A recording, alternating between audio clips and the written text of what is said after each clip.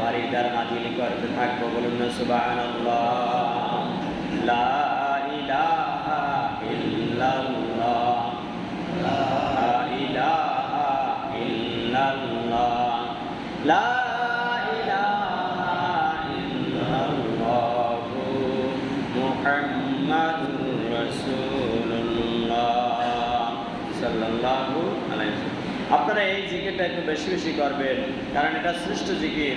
আল্লাহ তাআলা মুসা আলাইহিস সালামের সাথে কথোপকথনের সময় বলছিল, ও মুসা, এটা এমন একটা ভারী জিকির, আমার পছন্দের জিকির, এটার মধ্যে এত বরকত, এত সওয়াব, যদি এই জিকিরটাকে কেউ এক পাল্লায় রাখে আর সাতবক আসমান আর জমিন যদি এক পাল্লায় রাখে, তারপর লা ইলাহা ইল্লাল্লাহর জিকিরের মর্তবা এটা ভারী করে দেবে। কন্যা সুবহানাল্লাহ। আমরা বেশি বেশি জিকির দরকার আছে না নাই? হাঁটতে বইতে ঘুমাইতে জিকির করবো কা? লা ইলাহা ইল্লাল্লাহ, আল্লাহ ছাড়া কোনো জিকির নাই, কোনো কথা নাই। এই লা ইলাহা ইল্লাল্লাহর অর্থ আসলে আমরা বুঝি। এই লা শব্দের অর্থ নাই, বাংলায় বলি নাই, আরবিতে বলে লা। কি বলে? কথা বলতে লা। লা মানে নাই, কিচ্ছু নাই। মানে কি? আল্লাহ ছাড়া কোনো মালিক নাই, ক্ষমতাশীল লোক নাই, আল্লাহ ছাড়া কারোর সামনে মাথা নত করবো না, আল্লাহ ছাড়া কারো মাঝে রিজিক আছে, ক্ষমতা আছে, এইটা আমরা বিশ্বাস করবো না। আল্লাহ ছাড়া কারো আইনের সামনে আমরা এই মাথা নত করবো না। এই লা শব্দের মধ্যে এই কথাগুলো সব নিহিত আছে। কারণ আল্লাহ ছাড়া কাউকে যদি কোনো ক্ষমতাশীল ভাবে, তাহলে আল্লাহর সামনে আরো একজন ক্ষমতাশালী দাঁড় করানো হয় কিনা? এটার নাম শিরক। আর শিরক যারা করবে, শিরকিয়াতের স্থান হলো জাহান্নাম। কোথায়? আল্লাহ ছাড়া কোনো ক্ষমতা আছে? আমারে খাওয়াইতে পারে, বাঁচাইতে পারে, আমারে সন্তান দিতে পারে, আমারে সম্পদ দিতে পারে, ছেলে মেয়ে দিতে পারে, ভালো স্ত্রী দিতে পারে, আল্লাহ ছাড়া কেউ, এরকম আকীদা যদি কারো মাঝে থাকে, তাহলে তার ঈমান থাকবে না, শিরক করবে, আর তার স্থান হবে কোথায়? জাহান্নাম। রব্বুল আলামিন এই শিরকের ব্যাপারে আরো স্পষ্ট কথা তুলে ধরেছেন কোরআন শরীফের মধ্যে। সূরাতুল বাকারার 72 নম্বর, সূরা মায়েদার 72 নম্বর আয়াতের মধ্যে আল্লাহ তুলে ধরেছেন, ইন্নাহু মাইয়াশরিক বিল্লাহি ফাকাদ হারামাল্লাহু আলাইহিল জান্নাহ। বলুন আল্লাহু আকবার। ইন্নাহু মাইয়াশরিক বিল্লাহি, যারা আমি আল্লাহর সাথে শিরক করবে, আমার ক্ষমতার সামনে কোনো ক্ষমতা, যে ক্ষমতা হোক, ওইটা মান্য করবে, আমি আল্লাহকে বাদ দিয়া দৌড়াইবে যার পিছনে পিছনে, ইন্নাহু মাইয়ুশরিক বিল্লাহি ফাকাদ হারামাল্লাহু আলাইহিল জান্নাহ। আমি রব্বুল আলামিন নামাজি হইতে পারে, ও তাহাজ্জুদ পড়নেওয়ালা হইতে পারে, ও হাজী মুফতি সাহেব হইতে পারে, আমি রব্বুল আলামিন ওর জন্য আমার জান্নাতকে হারাম ঘোষণা করলাম। বলুন না নাউজুবিল্লাহ। শিরক করা যাবে? শিরক যদি কেউ করে, তার স্থান কোথায়? জাহান্নামে, তার জান্নাত হারাম। কথা কার? আমি বললে পাপ হইবে, কারণ আমার তো ক্ষমতা নাই জান্নাত জাহান্নামের নাম দেওয়ার। কিন্তু আল্লাহ বলছে, যদি কেউ যাই না শুই না তওবা না করে শিরক করে আর মারা যায়, তাহলে আল্লাহ রাব্বুল আলামিন তার জন্য জান্নাত হারাম ঘোষণা করেছেন। কে? আল্লাহ। তাহলে আমরা শিরক করব? ছেলেটা বিদেশে না থাকলে না খাইয়ে মরে যেতাম, এটা শিরক। এটা কি? আল্লাহ ক্ষমতা দিচ্ছে, আল্লাহ তোরে সাহায্য করছে, আল্লাহ তোরে কামাই করার ক্ষমতা দিচ্ছে, বা সন্তান একটু নামাজ পড়িস, আল্লাহ শুকরিয়া আদায় করিস, যেন আল্লাহ সুস্থ রাখে। ঠিক না বেরি বলেন? আমার ছেলে হয়েছে 5টা, আমি বিল্ডিং করছি 10টা, এরকম বাহাদুরি দেখাইলে গুছাইয়া পাঠাই দিতে পারে কে? আরে না, পারে না। সব গুছাইয়া পাঠাই দিতে পারে। আল্লাহকে অস্বীকার করা যাবে না, আল্লাহর নিয়ামতের শুকরিয়া আদায় করা যাবে না, আদায় করতে হবে, অস্বীকার করা যাবে না। আমরা তো সম্পদ হইলে অনেক সময় নামাজের ধার ধারি না, রোজার ধার ধারি না, আলেম ওলামার ধার ধারি না, আর আমার যে আল্লাহ সম্পদ আছে এই শুকরিয়াটাও আদায় করি না। আপনি শুকরিয়া আদায় করেন বুঝলাম কিভাবে? টাকা দিয়েছে কে? একটা বিশাল জুস কিনা সৌদি আরবে খাইছেন, আমার টাকা পকেটে, খাইয়া আলহামদুলিল্লাহ বললেন না, বাম হাত দিয়ে খাইয়া টুস ফেলাই দিয়েছে। আছে না নাই কর? আর আল্লাহ রাব্বুল আলামিন বলেন, আমার খানা খাও। সূরা বাকারা আয়াত নাম্বার 172 আল্লাহ রাব্বুল আলামিন বলেন, ইয়া আইয়ুহাল্লাযীনা আমানু কুলু মিন তাইয়্যিবাতি মা রাযাকনাকুম ওয়াশকুরু লিল্লাহ। আমি যত হালাল খানা দুনিয়ায় দান করছি, যত হালাল খানা আছে, খাওয়ার শেষে তোমরা আমি আল্লাহর শুকরিয়া আদায় করো। এই কথা কার? খাইছেন, ডান হাত দিয়েও খান নাই, আর খাওয়ার শেষে শুকরিয়া আদায় করেন নাই, তাহলে আপনি যে সম্পদের মালিক হয়েছেন, এটা আল্লাহ যদি নিয়ামতের শুকরিয়া আদায় করা হইল, তাহলে এই নিয়ামত কাইরা নিতে পারে কে? টাকা গুনছেন, ব্যাংকে রাখছেন লাখ লাখ টাকা, রাখার পর কর না আলহামদুলিল্লাহ, কি 1 লাখ টাকা রাখছি আমি ব্যাংকে আলহামদুলিল্লাহ। আল্লাহ তো আমার রোগ শোক দিয়ে টাকাটা খরচ করেই দিতে পারতো, আল্লাহ তো আমার স্ত্রীর ক্যান্সার দিয়ে সব টাকাগুলো দিতে পারতো। আমার যে এত টাকা হয়েছে ব্যাংকে আছে, সব জায়গায় আছে, শুকরিয়া আদায় করবো কার? পারবো তো আমরা ইনশাল্লাহ? এই শুকরিয়া আমরা আদায় করি না। আমার হাতে এত শক্তি, এক খুশিতে 3টা নাক ফাটাই লাই দিয়ে 1 সেকেন্ড, কিন্তু এই শক্তি দিয়েছে কে? বলতে পারো আলহামদুলিল্লাহ। অনেকের তো হাতটা অবাস, প্যারালাইজড হয়ে আছে, আমাকেও প্যারালাইজড করতে সময় লাগে রাখা, তার শুকরিয়া আদায় করতে হবে, তাহলে হাতের মধ্যে শক্তি আসবে, দেহের মধ্যে শক্তি আসবে। আর এই শুকরিয়া আদায়, মুখের শুকরিয়া আদায় করতে হলে মুখ দিয়ে একটা জিকির করতে হবে, লা ইলাহা ইল্লাল্লাহ। আমরা যেন এটা পাবো। সম্মানিত অতিথিবৃন্দ, আমি যে আয়াতখানা আপনাদের সামনে তেলাওয়াত করেছি, এই আয়াতখানা আমি প্রায় তাফসীর কারকদের মুখে শুনি, কিন্তু পড়া হয় না। নামাজে আসার 20 মিনিট আগে এক হাফেজ সাহেবকে ফোন দিয়ে জানলাম, আপনাদের মাহফিলে একজন হাফেজ আছে, ফোন দিতে সময় লাগে, আয়াত বলতে সময় লাগে না। কন্যা সুবহানাল্লাহ।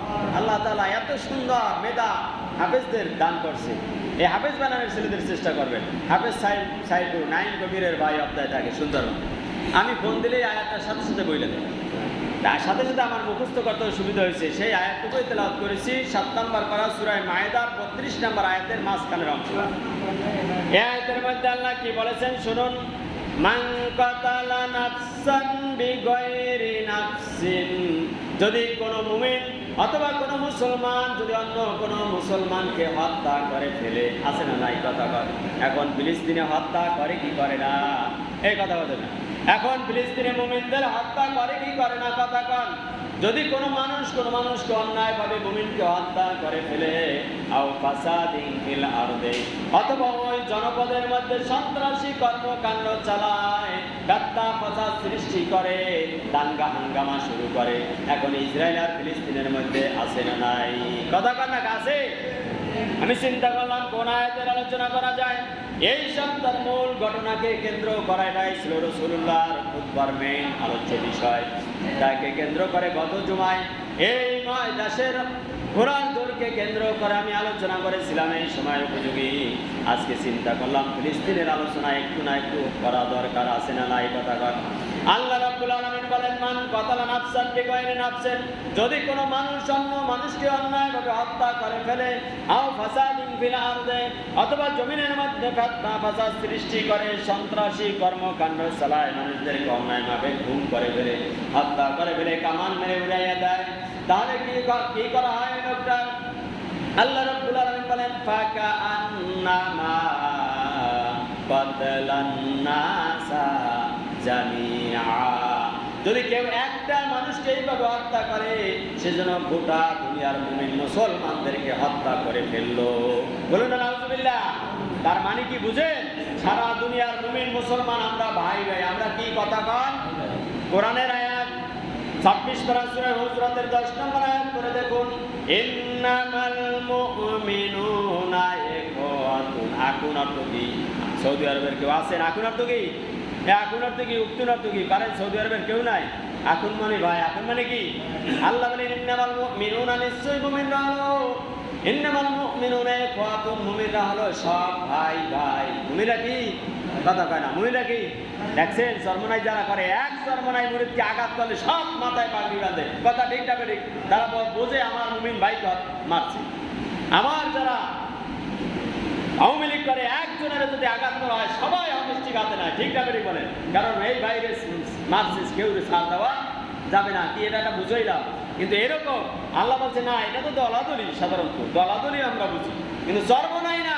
যদি কোনো মুমিন ভাইকে সরসিনানো হয়, আঘাতপ্রাপ্ত হয়, অন্যায়ভাবে ইহুদিরা অন্যায়ভাবে কেউ হত্যা করে, তার বিরোধিতা করার জন্য, তার বিরুদ্ধে রুখে দাঁড়ানোর জন্য আল্লাহ পাক বলেছে, তোমরা সব ভাই ভাই, তোমরা সবাই লাভ দিয়ে পারবা। কন্যা সুবহানাল্লাহ। কারণ ওই লোকটায় সব মানুষকে হত্যা করেছে। একটা মানুষকে হত্যা করলে, সমস্ত মানুষকে হত্যা করলে যে পাপ হয়, সেই পাপ তার আমলনামায় লেখা হয়। বলুন না নাউজুবিল্লাহ। একটা মানুষের হাত কাটলে, পাও কাটলে অন্যায়ভাবে যে পাপ হয়, সারা দুনিয়ার মানুষের হাত পাও কেটে দিলে যে পাপ হয়, সেই পাপ তার আমলনামায় ঢুকাই দেয় কে?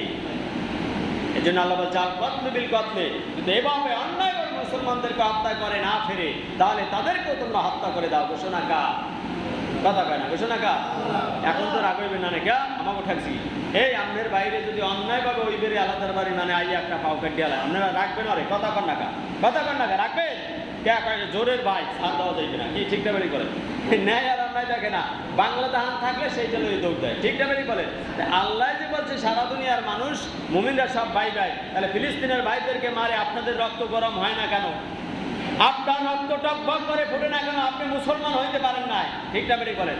আপনার মিছিলে সামিল হবেন সেটা আপনার ইমানি কুওয়াত নাই, আপনি এখানে বসে চোখের পানি ধরে কাঁদবেন সে কুওয়াত আপনাকে আল্লাহ দান করে নাই। কি সমস্যা কি আপনার ইমানে ঘাটতি আছে, ইমানের দুর্বলতা আছে, ঠিক না বেরি বলেন? সৌদি আরব থেকে কিছু পায় না। সৌদি শর্ত না মিশর শর্ত না, কথা বলে না। আচ্ছা বলেন তো, শর্ত হচ্ছে আমার জান্নাতে যাওয়ার জন্য আমার আমল শর্ত, সৌদি শর্ত না। রাসূলুল্লাহর আপন চাচা কলেমাও করে না, এটা শর্ত। এই জন্য কি তাকে পরিচয় দেয় না? একজন ভালো মানুষের আত্মীয় স্বজনও খারাপ থাকতে পারে, পারে কি পারে না? বেঈমানও থাকতে পারে, ইমানদারও থাকতে পারে, ডাকাতও থাকতে পারে, এই জন্য কারো উপমা দেওয়া যাবে না। সৌদি শর্ত না। সৌদির যে অবস্থা নাম না হয় নাই বললাম আমি, ইন্টারনেটের যুগ, সৌদির সরকার এখন সরকার আছে না। যাই হোক সম্মানিত অতিথিবৃন্দ, সৌদির বাদশা হইলে যে জান্নাতে যাবে এটা না, জান্নাতে যাইতে হইলে ইমানি কুওয়াত থাকতে হবে, আল্লাহর প্রতি রাসূলের প্রতি ভালোবাসা থাকতে হবে, ঠিকটা বেরি করেন? নামাজ 100 রাকাত পড়েন নাই, তারপরে এমন একটা কাজ আল্লাহর প্রতি যদি ভালোবাসা থাকে, আল্লাহ রাসূলের জন্য মায়া থাকে, এই হিসাবে আল্লাহ জান্নাত দিতে পারে কি পারে না? কথা বল, পারে কি না?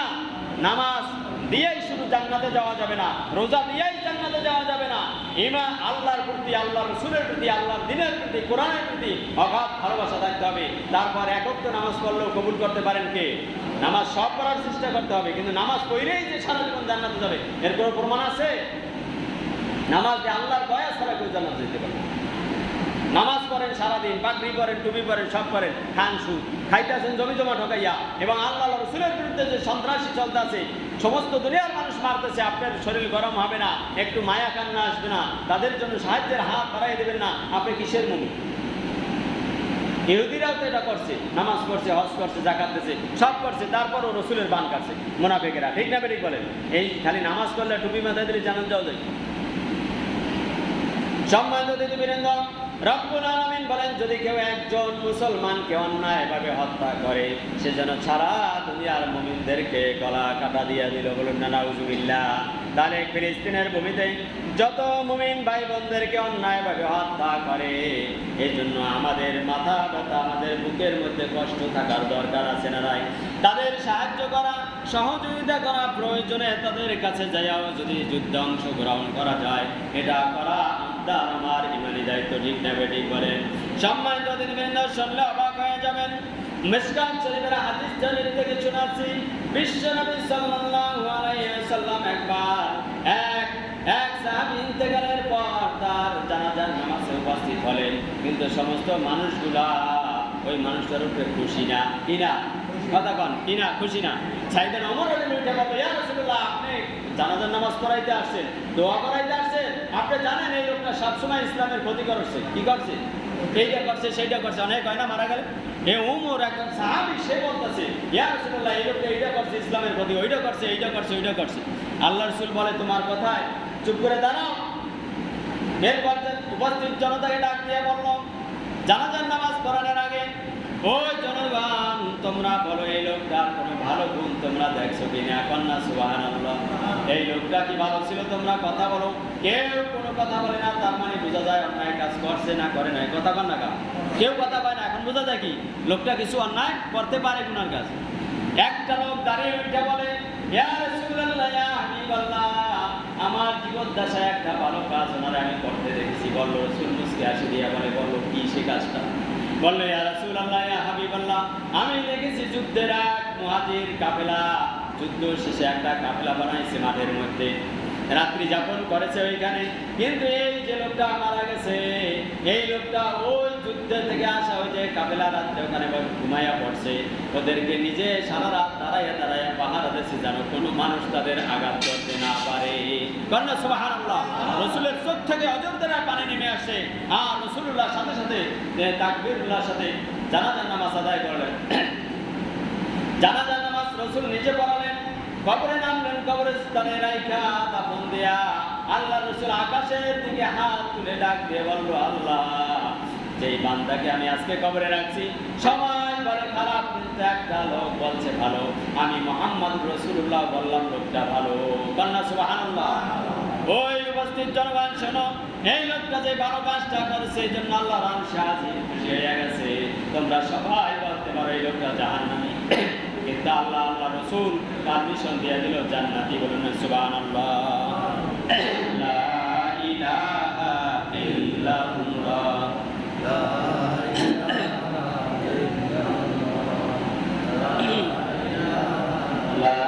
ইলাহা ইল্লাল্লাহ, লা ইলাহা ইল্লাল্লাহ, মুহাম্মাদুর রাসূলুল্লাহ সাল্লাল্লাহু আলাইহি ওয়াসাল্লাম।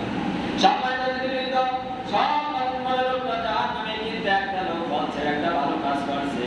আল্লাহ নবী সার্টিফিকেট দিয়ে দিলেন যে আমি আমার আল্লাহ সার্বজনীন জনতার সামনে সার্টিফিকেট দিয়ে দিলাম। সবাই বললা জাহান্নামী, আমি রাসূল বললাম এই লোকটা জান্নাতি।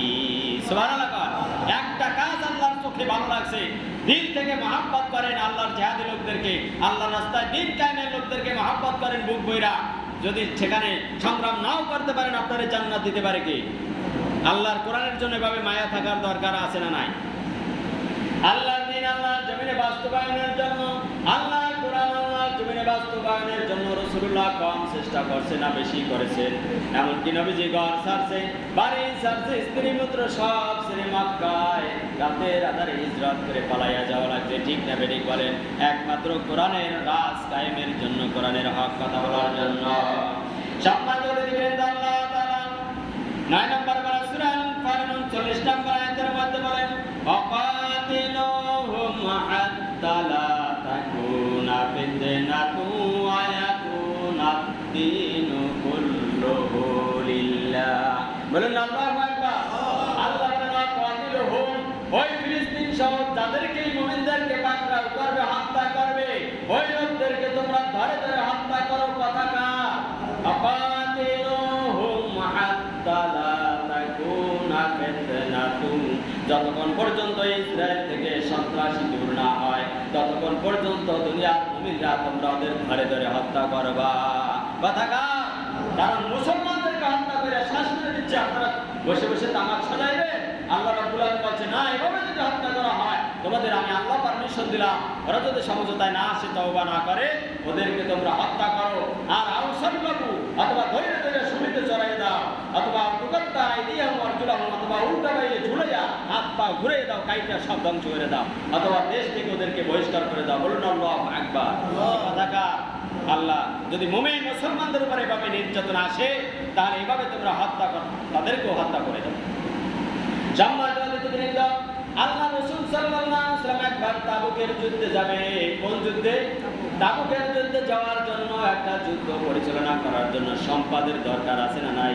খাওয়ান বরণ পোষণ থাকার দরকার আছে না নাই? যেমন তবলিগে যায়, জন্মনাইতে যায়, টাকা পয়সা খাবার দাবার নিয়ে যাওয়ার দরকার আছে না নাই? ঘুমায় কারা? কথা শোনেন, 2 মিনিট ঘুমায় না। বিশ্বনবী সাল্লাল্লাহু আলাইহি ওয়াসাল্লাম সব সাহাবীদেরকে, মহিলা পুরুষ যত সাহাবী ছিল সবাইকে ডাক দিয়ে বলল, যার যে সম্পদ আছে আল্লাহর রাস্তায় দান করো, আমার সামনে তোমরা সাধ্য মতো দান করো। তাবুকের যুদ্ধে যাবো আমরা ইসলামের বিজয়ের জন্য, কোরআনের বিজয়ের জন্য তাবুকের যুদ্ধ করতে যাব মুসলিমদের সাথে। কে বলেছে? রাসূল। সাথে সাথে নারী পুরুষ সবাই, যারা নারী ছিল তারাও নাকের দুল, কানের দুল, এই যে গলার হার, সব রাসূলুল্লাহর খেদমতে দান করে দিলেন। বলুন সুবহানাল্লাহ। এই জন্য মামুনদেরও দান করার দরকার আছে না নাই? দান সবকা, এই যে টাকা পয়সা মসজিদে উঠাই, এটা শুধু আমরাই উঠাই না, রাসূল উঠাইছেন কিনা বলেন? রাসূল পাক সাল্লাল্লাহু আলাইহি ওয়াসাল্লামের কথা মতো সমস্ত সাহাবীরা ধন সম্পদ, টাকা পয়সা, চাল ডাল গম ভুট্টা সব তার সামনে স্তূপ স্তূপ রাজ দিয়ে ফেলাইল। বলুন সুবহানাল্লাহ। হঠাৎ রাসূল পাক সাল্লাল্লাহু আলাইহি ওয়াসাল্লাম তাকায় দেখে সব সাহাবীদেরকে দেখা যায় দান সাদাকা নিয়ে আসে, কিন্তু আবু বকরকে দেখা যায় না। কন্যা সুবহানাল্লাহ। কারণ আবু বকর ছিল গরীব, ঘরে তেমন সম্পদ ছিল না, ঘরে 3-4 কেজি যা ছিল গম সব নিয়ে আসে কাছে একটা টোপলা বইরা, আর 2-3টা দিরহাম ছিল, সব টোপলা বইরা নিয়ে আসে আবু বকর। কিন্তু এতটুক টোপলা কেমনে রাসূলের সামনে দেবে? সবাই দেয় বড় বড় টাকা সম্পদ। আবু বকর ওই যে খাম্বার আড়ালে দাঁড়ায় দাঁড়ায় কাঁদছে, নবী দেখছে কি দেখে নাই? কর। আবু বকর দাঁড়ায় দাঁড়ায় ফুপায়ে কান্দে। দিনের রাস্তায় সবাই অনেক সম্পদ দিল, আমি আবু বকর দিতে পারতেছি না, অল্প নিয়ে লজ্জায় দাঁড়িয়ে আছি। বিশ্বনবী ডাক দিয়ে বলে, সাহাবীরা আমার আবু বকর কই? ডাক দিয়া সবাই বলল, আবু বকর হুজুর খাম্বার পাশে দাঁড়াই দাঁড়াই কান্দে। আবু বকরকে আল্লাহ রাসূল ডাক দিল, আবু বকর কি নিয়ে এসেছো, আসো। আবু বকর আল্লাহ রাসূলের হাতে টোপলাটা দিলেন, ঢেলে দেখলো 2-3 কেজি গম দেখা যাচ্ছে, আর $2-3 দেখা যাচ্ছে, দিনার টাকা। এখন তো কাগজের টাকা, ওই সময় স্বর্ণের টাকা, রূপার টাকা ছিল, ঠিক কিনা বলেন? দিনার দিরহাম যাকে বলা হয়। আবু বকরকে আল্লাহ রাসূল জিজ্ঞাসা করলো, আবু বকর তুমি যে এই সম্পদ দান করেছো আল্লাহর রাস্তায়, তোমার ঘরে স্ত্রী পুত্রের জন্য কি রেখে এসেছো? আবু বকর বুবাই বুবাই কান্দে আর বলে, ইয়া রাসূলুল্লাহ, ঘরে যা ছিল সব আল্লাহ রাসূলের খেদমতে দান করে দিলাম, শুধুমাত্র আল্লাহ রাসূলকে আমার ঘরে রেখে এসেছি। সুবহানাল্লাহ। তার মানে একটা টাকাও সে ঘরে রাখে নাই, যা ছিল সব নিয়ে এসেছে। তারপর বুবাই বুবাই কান্দে। আল্লাহ রাসূল বলল, আবু বকর তুমি কান্দো কেন? বলল, আমার সম্পদ এত কম, এর জন্য কান্দি, দুঃখে আমার তো সম্পদ নাই। সাথে সাথে আল্লাহ রাসূল সাল্লাল্লাহু আলাইহি ওয়াসাল্লাম বলে, উপস্থিত জনতা শোনো, এই তোমরা সব সাহাবীরা, মহিলারা, পুরুষ মিলে যত সম্পদ আল্লাহর রাস্তায় দান করেছো, সবার সম্পদ আল্লাহর রাস্তায় ব্যয় করেছো, তাতে যা সব হয়েছে তার চেয়ে বেশি নেকি আল্লাহ আবু বকরের সম্পদে দান করছে। কন্যা সুবহানাল্লাহ। আবু বকরের উপরে আল্লাহ বেশি খুশি হয়ে গেছে, কারণ তার দেওয়ার মানসিক অবস্থা আল্লাহ দেখে আরো খুশি হয়ে গেছে। কন্যা সুবহানাল্লাহ। এই যে ফিলিস্তিনের জন্য টাকা পয়সা চাইলে আমাদের সাধ্যমতো দেওয়ার দরকার আছে না নাই? কথাটা কেন বললাম বুঝতে পেরেছেন আপনারা? এই যুদ্ধের জন্য সেখানে মানুষ মুমিনদেরকে বাঁচানোর জন্য আমাদের সাহায্যের হাত বাড়িয়ে দেওয়ার দরকার আছে না নাই? না থাকলে চোখের পানিটুকু দেওয়ার দরকার আছে না নাই? কথা কর, তাহলে আল্লাহ জান্নাত দিতে পারে। সকলে বলুন না আলহামদুলিল্লাহ। আল্লাহ তাআলা যেন আমাদের সমস্ত মুমিন ভাইদেরকে একত্রবদ্ধ হয়ে অন্যের সুখ দুঃখ ভাগ করে নেওয়ার তৌফিক দান করে। সকলে বলুন আমিন। এক মুমিনকে যদি আঘাত করা হয়, সব মুমিন যেন তার বিচারের জন্য আগায় যেতে পারে। রাজি আছি ইনশাআল্লাহ? আল্লাহ যেন আমাকে সহ সবাইকে সেই তৌফিক দান করে। সকলে বলুন আমিন। আসসালামু আলাইকুম ওয়া রাহমাতুল্লাহ।